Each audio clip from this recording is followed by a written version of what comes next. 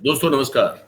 स्वागत है आप सभी का आप ही के अपने इस मंच पर जिसका नाम है मयूर जानी ऑफिशियल।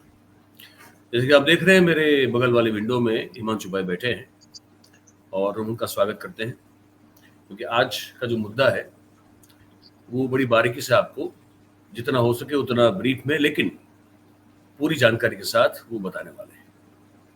आज का मुद्दा ये है दोस्तों कि हम ये जो तेल का खेल चल रहा है पूरी दुनिया में और वो जो तेल का खेल है उसके चलते पिछले कम से कम 10 साल से 11 साल से ये जो सरकार सत्ता में बैठी है वो हमारी जेब कैसे काट रही है ना, हमको कैसे लूटा जा रहा है। इंटरनेशनल मार्केट में जो तेल का दाम है उस पर सविस्तार और क्रोनोलॉजिकली बात करेंगे, क्रमानुसार बात करेंगे और उसके साथ साथ हमारे देश में सरकार ने जैसे जैसे तेल के दाम कम होते गए कैसे अपनी जेब भरने के लिए क्या सेस लगाया, क्या टैक्स लगाया, वैट की बात करेंगे और उसके चलते चलते ये समझने की कोशिश करेंगे कि हमारी जेब पे डाका डाला गया। हालांकि तेल हमको बहुत सस्ता मिल सकता था और मेरे ख्याल से आज भी सस्ता मिल सकता है। तो इस बात की पूरी जो परत है वो खोल के हिमांशु भाई रखेंगे। हिमांशु भाई अब आपका मंच है, आप दर्शकों को क्रमानुसार समझा दीजिए कि तेल का खेल कैसे हो रहा है और हमारी जेब पे डाका कैसे डाला जा रहा है, ये बताइए सर। नमस्कार। द मयूर जानी ऑफिशियल के दर्शकों को, आप सभी को जो भी दर्शक देख रहे हैं, टीम को, सभी को देखिए, मैं थोड़े पॉइंटर्स पहले मैं प्राइसिंग पॉइंट ऑफ व्यू से लेना चाहूंगा कि प्राइस जो थी पेट्रोल और डीजल की वो कौन से साल में कितनी थी। तो मैं पूरा साल वाइज नहीं जाऊंगा, लेकिन मैंने 1993 से लेके अब तक यानी कि 2025 तब तक का डेटा स्टडी किया और 10 साल के गैप पे मैं पूरी बात करूंगा कि 10 साल में क्या से क्या प्राइस पहुंचा है। मान लीजिए 1993 से 2003, 2003 से 2013 और 2013 से 23-25। तो बेसिकली ये इसलिए लिया गया है कि 1993 में भारत की उदारीकरण की नीति अमल में लाई गई थी डॉक्टर मनमोहन सिंह द्वारा, स्वर्गीय डॉक्टर मनमोहन सिंह द्वारा, जो कि उस टाइम के फाइनेंस मिनिस्टर थे। जी जी तो हम डेटा पॉइंट स्टडी कर सकते हैं 1947 से भी, लेकिन उदारीकरण जब से हुआ तब से हम देखें, क्योंकि तब से प्रोग्रेस की बात आती है। ठीक है, तो 1993 से 2003 तक मिश्र सरकारें थी। 2004 ऑनवर्ड्स अगर हम देखने जाए तो मतलब एनडीए भी था 1998 से 2003 में, तो वो एक मिश्र सरकार और एनडीए का फेज था। उसके बाद 2003 से 2013 तक अगर हम देखने जाए, 13-14 तक तो यूपीए की सरकार थी और 2014 ऑनवर्ड्स एनडीए की प्योर मेजोरिटी वाली सरकार है। ठीक है, तो इसका पूरा इसलिए सैंपल साइज इस तरीके से 10-10 साल के उसमें लिया है। डीजल के भावों की अगर हम बात करें मयूर, जो डीजल ₹6.5 था 1993 में, ₹6.5 महज प्रति लीटर, वो 2003 में पहुंच गया था ₹20। दर्शकों को ये बता दें कि हम वो दाम बता रहे हैं जो पेट्रोल पंप पे आप जब जाते हैं तो आपको भरवाते भरवाने के लिए जो पैसे चुकाने पड़ते थे वो उसकी बात कर रहे हैं। जी जी। तो 2003 में ये दाम 10 साल में अगर हम देखने जाए तो 6 से लेके ऑलमोस्ट हो गया था 3 गुना, ₹20 2003 में। ठीक है, 2003 में ₹20 वाला जो भाव था वो 2013 में हो चुका था ₹55। ठीक है, और ₹55 वाला जो भाव था 2013 में, वो आज जाके पहुंच गया है डीजल का ऑलमोस्ट 87-90 के आसपास। ठीक है, अब उसमें 87 मतलब 55 से 87 कैसे पहुंचा, उसमें क्या टैक्स की बात है, वो सब हम बाद में करेंगे। उसी तरह पेट्रोल के अगर दामों के ऊपर एक नजर हम डालें तो पेट्रोल 1993 में ₹16.50 था, जो 2003 में पहुंचा ₹32, यानी कि डबल हुआ। डीजल का 3 गुना हुआ, पेट्रोल का डबल हुआ। ठीक है, 2003 में ₹32 वाला जो पेट्रोल है वो पहुंचा 2013 में ₹78। जी मतलब 32 वाला 78 हुआ, डबल से भी ज्यादा, 1.5 गुना प्राइस हुई। ठीक है, 2.5 गुना प्राइस हुई अगर हम बोल सकते हैं। तो 2013 में 78 वाला जो माल है आज बिक रहा है ₹95 के आसपास। अब उसमें भी टैक्स कंपोनेंट्स वगैरह, उसके बारे में हम बात करेंगे। तो ये बात रही प्राइसेस की। अब बात करते हैं हमारा कंजम्पशन, भारत का जो कंजम्पशन है वो kilo barrels per day, per capita consumption जो है उसकी अगर हम बात करें तो पर कैपिटा कंजम्पशन जो है वो ऑलमोस्ट भारत में 1900 अगर हम उसकी बात करें 1993 में, तो वो कंजम्पशन था करीबन 1,1351 kilo barrels per day. Okay. Per capita consumption की अगर हम बात करें तो 1,351 किलो बैरल्स पर डे, ठीक है। अब वो कंजम्पशन जाके 2015 के आसपास होता है 4,181 किलो बैरल्स पर डे, सीधा 4 गुना कंजम्पशन, ठीक है। और 2025 में अगर हम देखें तो आज ये कंजम्पशन है 5,742 किलो बैरल्स पर डे, मतलब 1.5 गुना बढ़त आई है पिछले 10 सालों के अंदर अगर हम बात करें। अब हम टैक्स स्ट्रक्चर की बात करते हैं कि टैक्स स्ट्रक्चर कैसे है, प्राइसिंग कैसे होती है। अगर हम प्राइसिंग के बारे में पूरा का पूरा ब्रेकअप देखते हैं तो प्राइसिंग में क्या हुआ है आज की तारीख में। अगर हम अ, दो कंपोनेंट्स में, इसलिए इसमें बाकी रखता हूं क्योंकि दो कंपोनेंट्स हमको बाद में डिस्कस करने पड़ेंगे, जो कि तेल के कच्चे दाम और डॉलर की जो बात है। तो पहले मैं टैक्स स्ट्रक्चर के बारे में बात कर लेता हूं, प्राइसिंग के बारे में बात कर लेता हूं, बाद में उसके ऊपर इसमें बात करेंगे। तो दर्शकों को ही तय करने दीजिए कि क्या हो रहा है। ओके। अभी अगर हम देखने जाए, मान लीजिए कच्चे तेल की प्रति बैरल की जो कीमत है वो $17 यानी कि $70 प्रति बैरल अगर है, और करेंसी का बेंचमार्क हम लेते हैं 83 रुपीज पर यूएसडी, जो कि 88 है।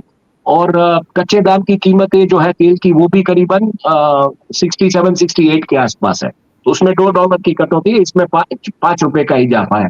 लेकिन आइडियल कंडीशन में अगर हम देखने जाए तो उसमें जो बेसिक एक रॉ मटेरियल कॉस्ट होती है वो आती है करीबन 35 से 40 रुपया प्रति लीटर। दर्शकों को खास आप कहीं अगर नोट करना है तो कहीं नोट कर ले तो समझ में आए कि मामला क्या है। ये थोड़ा आप समझे 35 से गौर से। 40 रुपया जी। प्रति लीटर, ठीक है। रिफाइनिंग और ट्रांसपोर्टेशन की जो कॉस्ट है, रिफाइनिंग और परिवहन, मतलब तेल लाया जाता है, बाद में उसको प्रोसेस किया जाता है, बाद में पंप तक भेजा जाता है, तो वो जो कॉस्ट है वो प्रति लीटर 10 से 12 रुपए है। ओके।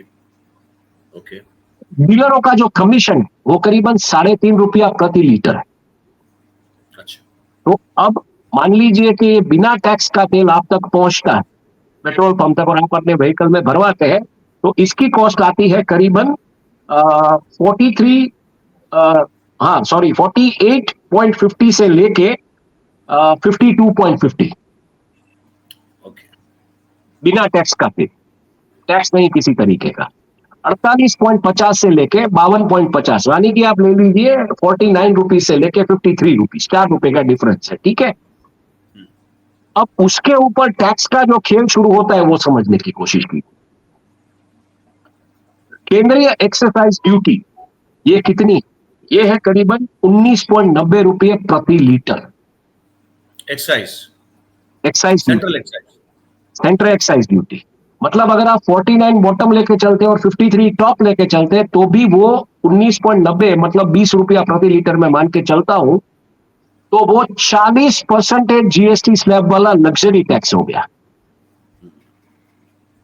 50 रुपए का तेल, उसके ऊपर 20 रुपये आप कलेक्ट कर रहे हैं, तो 40% लग्जरी टैक्स जो है ना जीएसटी का, वो कैटेगरी में आपने डाल दिया। जबकि ये बेसिक जरूरियात है, क्योंकि इसके जरिए आपका सब परिवहन होता है, सब्जियों का, फलों का, हर चीज, रोज की हर जरूरत चीज। चीजों का। आप खुद जब जाते हैं ऑफिस आते हैं तो ये लग्जरी नहीं है, समझने की कोशिश की। और अगर उस कैटेगरी में अगर हम डालें तो पहले तो ये 40% लग्जरी टैक्स वाली जीएसटी की कैटेगरी में ये तेल आता है। उसके ऊपर रोड एंड इंफ्रास्ट्रक्चर सेस है, वो 13 रुपये प्रति लीटर है।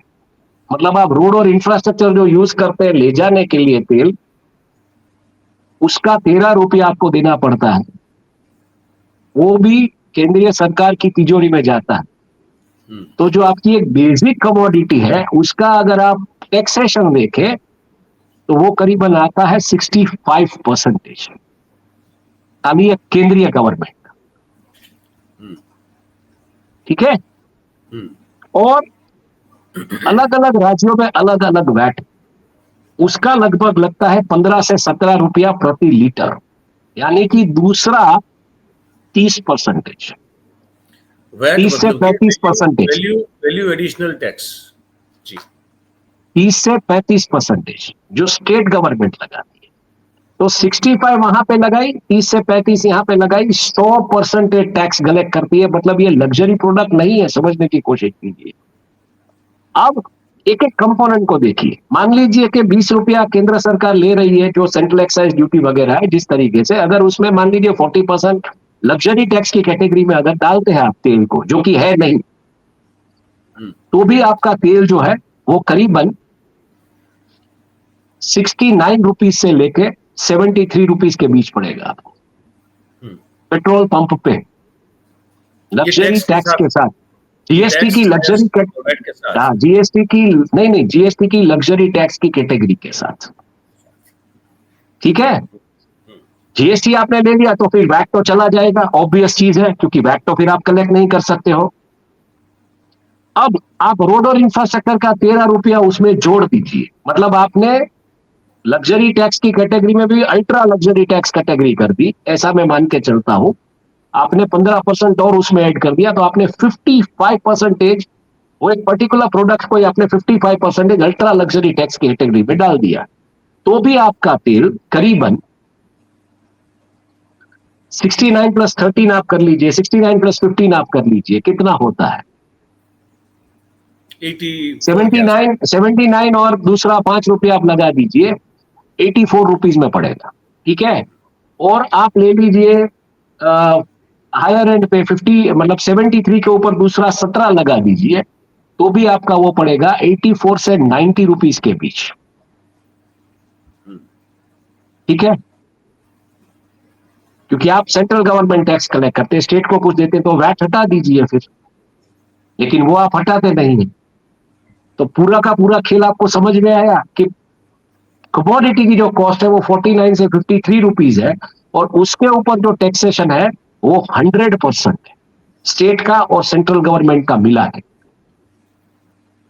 इसीलिए आपको तेल जो मिल रहा है वो 100 रुपए में मिल रहा है। जैसे मैंने कहा कि मान लीजिए आप खाली रोड सेस और ये करते हैं, अल्ट्रा लग्जरी कैटेगरी पे ले जाते हैं, विच इज 55%, तो भी आपका तेल जो है 10 रुपया या 5 रुपया कम आप बेच पाए। मतलब आप ये कह रहे हैं कि जिस तरह से ये टैक्स स्ट्रक्चर है तेल पर, उसको आप डालिए फिर 40% जीएसटी वाले स्लैब में।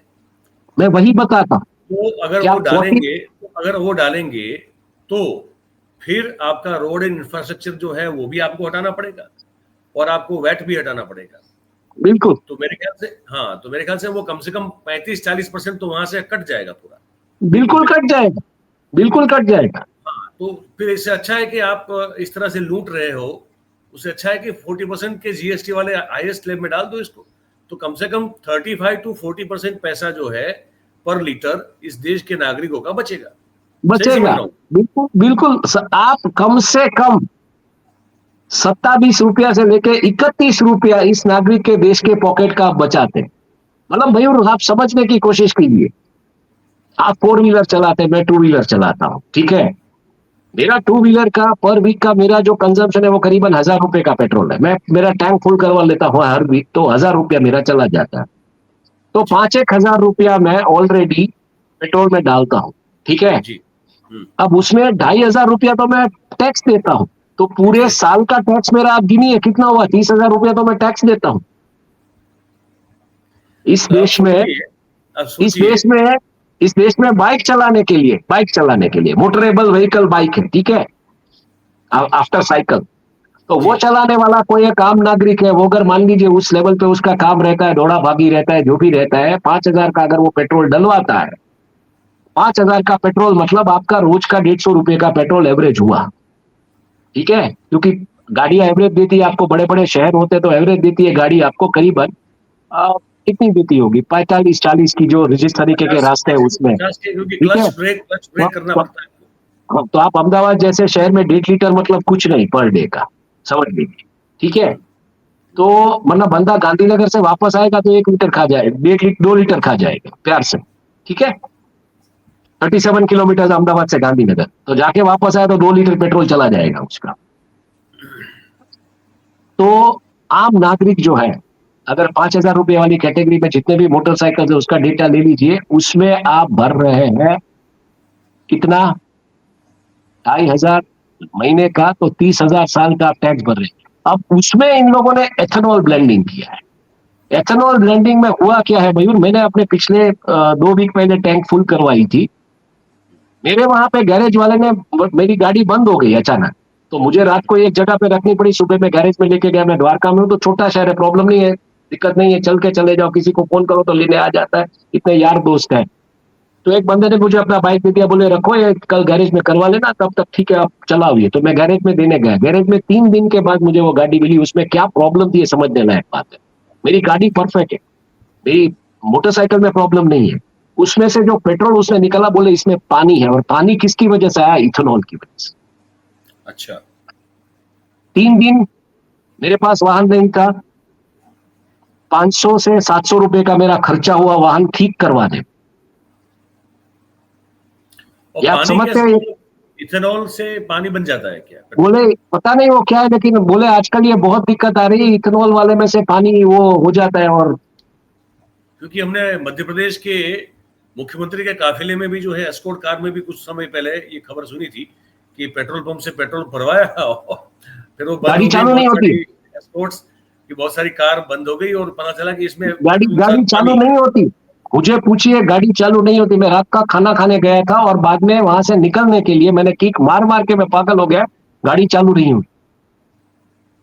और बाद में उससे जो पेट्रोल निकाला, मेरी टैंक फुल थी, आप समझने की कोशिश, मुझे तो वो भी घाटा हुआ ना, मुझे तो वो भी घाटा हुआ ना भाई।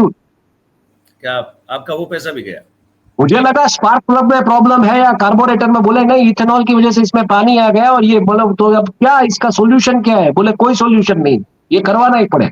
तो मेरा पेट्रोल भी गया और मुझे नुकसान भी हुआ। तो एक बात और पूछ लेता हूँ आपसे, तो ये तो मतलब और जेब का काटना हुआ ना, कि अब तो शुद्ध पेट्रोल बिल्कुल, भी नहीं है, उसमें आप मिथेनॉल इथेनॉल डाल रहे हैं और दाम तो वही ले रहे हैं आप, वही टैक्सेशन वाला दाम। मतलब आप 20% एथेनॉल ब्लेंडिंग कर रहे हैं। अब आते हैं पूरे के पूरे तेल के भावों के ऊपर। इसलिए मैं आपको समझाया था कि पहले मैं तेल के भाव अंतरराष्ट्रीय बाजार में और डॉलर के ऊपर बाद में आऊंगा। प्रजा को तय करने दीजिए, आपको और मुझे कुछ नहीं बोलना है। हमने तो चपेट ले ली, सहन कर ली, पेट्रोल भी गया, पैसा भी डाला, बाइक 3 दिन रहा नहीं, ठीक है। अब आते हैं हम पेट्रोल के दामों के ऊपर। पेट्रोल के दाम क्या रहे? पेट्रोल के दाम बहुत अच्छे रहे। और अब बाद में क्रूड इंपोर्ट का डेटा भी मैं लास्ट में दूंगा, तो प्रजा को पता चले कि सही में हो क्या रहा है, ठीक है। जी। पेट्रोल के यानी कि ब्रेंट क्रूड के और WTI क्रूड, हमारे यहाँ पे ज्यादातर ब्रेंट क्रूड ही यूज होता है, लेकिन हम WTI और ब्रेंट क्रूड दोनों के प्राइसिंग अगर देखते हैं तो 1993 में जब लिबरलाइजेशन की बात हुई, तब कच्चा तेल प्रति बैरल वो था $16.97 प्रति बैरल। $16.97, मतलब हम $17 देके चलते हैं, 3 सेंट का कोई वो नहीं है हमारे, ठीक है। 2003 में ये हुआ 28.83, तो इसको लेके चलते हैं 29। तो ये डबल नहीं हुआ है, नहीं हुआ। 17 का 34 होना चाहिए, वो नहीं हुआ है, वो हुआ है 29, ठीक है। 2013 में ये हुआ $108 प्रति बैरल, $29 से जब 108। मनमोहन सिंह सरकार का लास्ट साल था। क्या लास्ट साल था? अब 2013 के पेट्रोल के भाव अगर हम कंपेयर करें, पेट्रोल और जबकि डीजल के 108 रुपए प्रति, $108 प्रति प्रति बैरल बैरल, था। डॉलर प्रति तब के बैरल, तब के हम दाम। 2013 में 2013 में डीजल जो था वो 55 रुपये था, और 2013 में पेट्रोल जो है वो 78 रुपये था। यार मुझे याद है मैंने $72 का भरवाया करता था मैं पेट्रोल, तब अराउंड हाँ 72-70। हाँ, मैं तो 78 और 55, मतलब आप सोचिए ऑलमोस्ट 22 रुपये का डिफरेंस, 22 नहीं लेकिन हाँ 55, 78, 55, 65, 75, 23 रुपये का डिफरेंस था।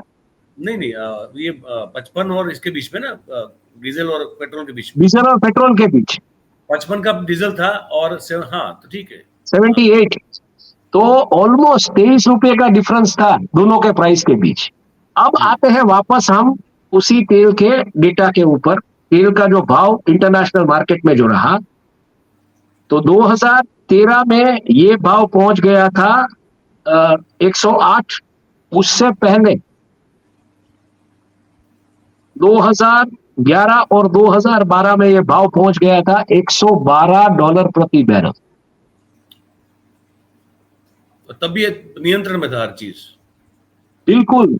अगर हम पेट्रोल और डीजल के अगर 11 और 12 के भाव कंपेयर करते हैं, तो 11 और 12 के जो भाव थे डीजल के अगर हम भाव देखने जाए, तो डीजल के जो भाव थे करीबन वो 11 में थे लगभग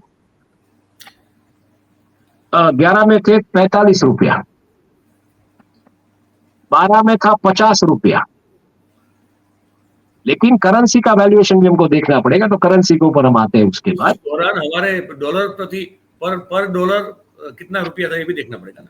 हाँ, देखना पड़ेगा। लेकिन कहने का मतलब ये, पीक ऑयल में आपका डीजल का और पेट्रोल का जो भाव था, वो डीजल का 45 रुपया 2011 में, 2012 में 50 रुपया। पेट्रोल का अगर हम भाव देखें 2011-12 में, तो वो 2011 में 65 रुपये था, 2012 में 75 रुपये था। पीक 111 112 वाला तेल, ठीक है। अब अगर उसमें हम उस तरीके से देखने जाए, अगर हम इसकी बात करें डॉलर और करेंसी की वैल्यूएशन भी हम देख लेते हैं क्या थी। तो यूएसडी आईएनआर का दर 1993 में 30.49 था। 30 रुपया, मतलब 30.5 रुपया आपको प्रति डॉलर मिलता था जी। जो 2003 में 45.85 यानी कि 46 रुपया आप ले ली, ठीक है। तो 30 का 46 हुआ जी, 1.5 गुना हुआ, ठीक है। जी 2013 में 58.60, मतलब जी अगर हम देखने जाए तो 2003 का 48 में से 58, 11 रुपया इजाफा हुआ, ज्यादा नहीं हुआ, 11 नहीं, लेकिन 45.46 से हमारी 46 से 58 59 ले लीजिए आप, 11 रुपया इजाफा हुआ, ज्यादा नहीं हुआ। कि हमारे रुपए का, हमारी करेंसी का इतना ज्यादा कोई अवमूल्यन 2003 से 13 तक नहीं हुआ। मतलब 12 रुपया ज्यादा हुआ है, ज्यादा नहीं हुआ है। 46 से आप 58 ले लीजिए, 12 रुपया से नहीं ज्यादा, गिरा। ठीक है। जबकि ये कहा जा रहा था कि डॉलर के सामने रुपया कैसे गिर रहा है, प्रधानमंत्री चिल्ला चिल्ला के उस समय के मुख्यमंत्री कह रहे थे, लेकिन वो तब भी उतना अवमूल्यन नहीं था। 12 रुपया। अब ये 58 वाला जो है आज, अगर हम बात करें 58 का 2013 का, तो 2023 में ये पहुंच गया था 82.73 यानी कि 84। तो 58, 68, 78 एंड 4, मतलब कितना हुआ, 24 रुपीज का इजाफा हुआ। और आज की तारीख में उसमें आप दूसरे 4 रुपए जोड़ दीजिए, आज 88 पे, 88.15 पे या 20 पे क्लोज हुआ है कल, तो 83 वाला उसमें आप और 5 रुपया जोड़ दीजिए, तो कितना हुआ आप सोचिए। जी जी, समझ गया बिल्कुल। 30 रुपए के आसपास, 30 रुपए के आसपास डॉलर बढ़ा। और तेल के दाम देखिए, अभी फिलहाल तेल के दाम क्या चल रहा है ये भी समझना पड़ेगा। 111 का जो पीक था ऑयल का, वो आज, अगर आज का लाइव भाव देखता हूं मैं क्रूड ऑयल का, ब्रेंट क्रूड का और WT का, Brent crude price, live oil price live अगर मैं देखता हूं तो $67 प्रति बैरल है। ओके, मतलब 30 रुपया आपका रुपया ज्यादा डिप्रिशिएट हुआ है, ज्यादा नहीं हुआ है। लेकिन उसके सामने तेल के दाम की कीमतें आप देखिए जी कितनी गिरी हुई, जी, बराबर है। कहाँ मतलब 112 और कहाँ 112 और कहाँ 67, ऑलमोस्ट हाफ। तो आप ये कह रहे हैं हमारे दर्शकों के लिए, अगर मैं इसको सही से सरल भाषा में समझाने की कोशिश करूं, कि तेल के इंटरनेशनल मार्केट के जो दाम है वो उस पीक के मुकाबले मतलब ऑलमोस्ट आधे के आसपास हो चुके हैं पर बैरल डॉलर के हिसाब से, और हमारा जो घरेलू जो बिक्री हो रही है देश में, वो लगभग आधे के आसपास बढ़ चुकी है दाम में। तो बाकी सब पैसा जो है वो जा रहा है सरकार की जेब में, जीएसटी, वैट और रोड एंड इंफ्रास्ट्रक्चर सेस के मतलब जरिए अगर मैं 112 वाला प्रति बैरल का तेल मल्टीप्लाई बाय 58 उस टाइम के डॉलर रेट उससे करूंगा, जो कि 2013 का भाव है, तो मेरा पर बैरल जो आता है वो 5,800 रुपए के आसपास आता है। और अगर मैं आज के दाम का 67 मल्टीप्लाई बाय 88 करूंगा, 67 मल्टीप्लाई बाय 88 करूंगा अगर, तो ये 5,896 रुपये, मतलब 5,900 रुपये ले लीजिए। और दूसरा वाला मैं 112 इंटू पीक ऑफ 58 करता हूं मैं, जो 2013 की जो पीक थी और उसकी 2011 की अगर देखता हूं, तो उसका दाम आता है 6496, मतलब 700 रुपए का डिफरेंस आज के डॉलर और तेल के भाव के मुकाबले। और इतना हमको सस्ता पड़ रहा है एक्चुअली। बराबर है। और मैंने जो प्राइसिंग की है 70 वाली, 70 बैरल प्रति डॉलर, मतलब जो 67 है उससे $3 अप लिया है, और 83 यानी कि जो करेंसी आज की है उसके मुताबिक क्या है एवरेज करेंसी प्राइसिंग का पूरे साल का, तो उसके मुताबिक ये कॉस्ट आती है 5,801। मतलब जो कॉस्ट वहां पे थी पीक ऑयल एंड $58 प्रति रुपये का, वही कॉस्ट आज पड़ रहा है। और हम 100% ऊपर से पैसा फिर भी चुका रहे हैं। बिल्कुल बिल्कुल, क्योंकि आपने ऑयल सब्सिडीज आपने बंद कर दी है। प्रजा को जो सब्सिडीज ऑयल मिल रहा था वो बंद कर दिया, क्योंकि बड़े बड़े लोग ये बोलते हैं कि हमारे टैक्स के पैसों से आप ये कर रहे हैं। और आपने क्या किया, आपने धन्ना सेठों को फायदा पहुंचाने के लिए आपको उज्ज्वला योजना लाए, गैस के सिलेंडर पहुंचा दिए सब जगह पे, ताकि कल को उसमें उसको अगर वहां पे ना मिले गवर्नमेंट में, तो प्राइवेट गैस सिलेंडर लेगा। प्राइवेट गैस सिलेंडर कौन बेचता है? Reliance, but obviously. पर वही धन्ना सेठ के ओआरएफ जो है, जो क्या कर रहे हैं वो बातें हमने ऑलरेडी देखी। चलिए, मुझे लगता है कि काफी जानकारी रही ये इस एपिसोड में। तो इसमें प्रजा को तय करने दीजिए कि उनके साथ क्या हो रहा है, हमको कुछ नहीं बोलना है अभी। हमने तो आंकड़े खोल के रख दिए, बस आपके ऊपर है। बिल्कुल आपके ऊपर बिल्कुल। है, आप प्रबुद्ध लोग हैं, इस देश की हमारे नागरिक हैं। अब आप इस बारे में सोचिए कि आपके साथ क्या हो रहा है, हमारे साथ क्या हो रहा है, हम सबके साथ हो रहा है। Himanshu, thank you very much for this I opening information with a very pure logic and statistics and everything. Thank you very much. दोस्तों, नहीं, ये तो हमारे पास क्या है मयूर, हमने तय किया कि हम 30 मिनट्स में करेंगे, वरना बिल्कुल अगर हम प्राइसिंग का मॉडलिंग करें, अगर उस प्राइसिंग का मॉडलिंग ले जाए एक्सेल में और करें, तो आंखें खोल देने वाले फिगर्स आते, आंखें खोल देने वाले। एकेडमिक हो जाता है दर्शकों के लिए, इसलिए हमने हाँ, कहा कि हाँ, हाँ। टाइम फ्रेम पकड़ेंगे और उसमें जो मूल इसका सार है वो बता देंगे। वो दे दिया हमने, बात खत्म हो जाती। फिर दर्शकों पर है, फिर नागरिक पर है हमारे देश के, वो थोड़ी मेहनत करे और वो ज्यादा ट्राई करें। आपका बहुत बहुत धन्यवाद। दर्शक हमारे जो सभी जुड़े हैं, इनका भी बहुत बहुत धन्यवाद। गुजारिश है आपसे कि भाई आप जानकारी अच्छी लगी हो तो वीडियो को लाइक करें, कमेंट करें नीचे, आप जो है बॉक्स में, कमेंट बॉक्स में, कि आप क्या और एक चीज और बोलना चाहूंगा, ये जो अभी प्राइसिंग प्रेजेंटली जो चल रही है, आज की प्राइसिंग की हमने बात की, पर अगर हम प्राइसिंग देखें रशियन वॉर वाली, तो रशियन वॉर वाली जो प्राइसिंग है वो करीबन समझने लायक चीज है, इसलिए मैं बता रहा हूं कि वो रशियन वॉर वाली जो प्राइसिंग है, रशिया यूक्रेन युद्ध शुरू हो गया तब ये 101.32 पे था, और बाद में 2022 में 101.32 पे था, और 2023 में 82.64 एवरेज प्राइसिंग प्रति बैरल की अगर हम बात करें, तो रशिया से तो हमने डिस्काउंटेड ऑयल लिया है। बिल्कुल, तो मतलब हर तरह से काटा, हमको हर तरह से जेब काटा गया, ये बात अब साफ है। तो बस यही है भाई, मैंने कहा प्रतिक्रिया दे अपनी। अभी खाली एक चीज जो है, ना मैं समअप कर रहा हूं, तो फिर हम